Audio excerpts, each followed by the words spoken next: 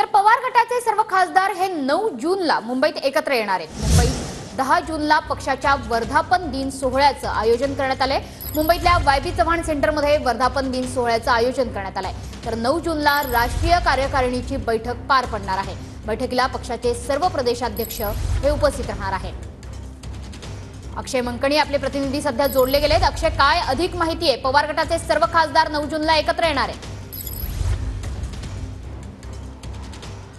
नक्कीच खरं तर लोकसभा निवडणुकीनंतर नवनिर्वाचित राष्ट्रवादी काँग्रेस शरदचंद्र पवार यांच्या पक्षातील जे 8 खासदार निवडून आलेले आहेत ते सर्वच खासदार आणि राज्यसभेचे सर्वच खासदार जे आहेत ते 9 जूनला मुंबईमध्ये एकत्रित त्यांची बैठक होणार आहे। 9 जूनला मुंबईमध्ये राष्ट्रवादी काँग्रेस शरदचंद्र पवार यांच्या पक्षाची राष्ट्रीय कार्यकारिणीची बैठक होईल। त्या कार्यकारिणीच्या बैठकीमध्ये कोणते फेरबदल केले जाणार आहे हे 10 तारखेला अर्थात 10 जूनला